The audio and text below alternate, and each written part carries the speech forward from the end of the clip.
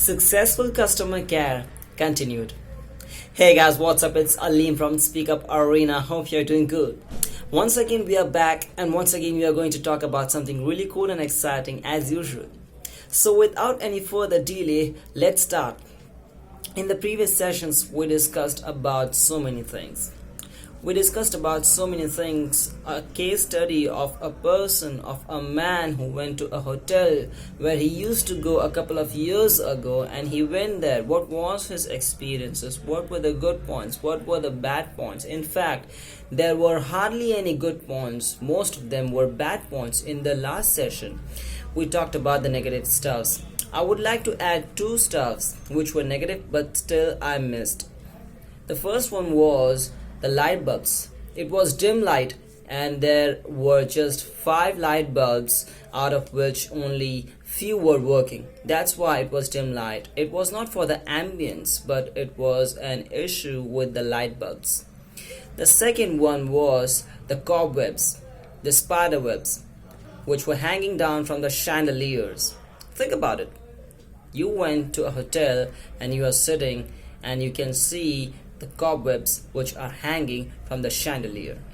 So these were the two negative points which I missed in the last session. That's why I just decided to keep it at the first of the session, at the initial point, at the start.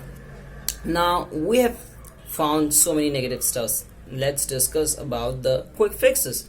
The solutions that we can provide to solve these problems. First of all, when the man saw the hotel, the name had one letter missing, one alphabet missing. So if, first of all, this should never happen. If you have a hotel, you should have the entire name, entire name with all the alphabets. Also, if it is in the night and you have light, all the lights must be working. So this is very important. After that, a second thing which I would say is simply, there was no one. There was no one. Hardly any people were there, hardly any diners, and there was no one to attend the customer. There was no one to greet the customer. The waiters were there, but still they were not there. They were just chit-chatting. The third thing, which I would say, the waiter didn't take him to the table. He didn't take him to the table. He didn't help him. The man, the waiter didn't help the man. He just waved a hand and told, just go anywhere, wherever you like. The fourth one, which I felt, was the waiter was not knowing the soup of the day. Bullshit, right? Imagine you going to a place, you are asking a waiter about the soup of the day, and he says, I don't know, he doesn't know, and then he asks someone else, and that else person, the sixth point, the else person who was texting was doing it in public. She would have done that in private, and also she must be at service. There's no second way for this. There's no way out. It was a total wrong thing what she did. Unprofessional. After that, what we can say is the food was not good because when he poured the soup, the way was not right. The soup just spilled out on the tablecloth with multiple stains. The cloth was not clean. They should use a clean tablecloth, and they should learn to pour the soup. The lasagna, which is a pasta dish, was overheated, was too much cooked, and that's why it was bad.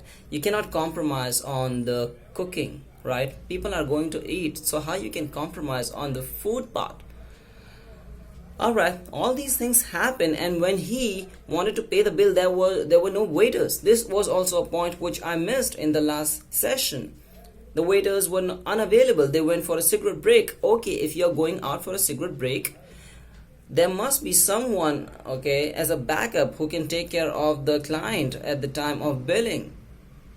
And the last but not the least, there were no emotions at the time when they said have a nice day. And even if they did have emotions, it didn't make any sense because you have already ruined everything. So what is the use of saying some good words with nice emotions? Those emotions must have been seen when the client or customer entered your hotel. That was the time, okay, that where you should have started showing your emotions, but then you did nothing.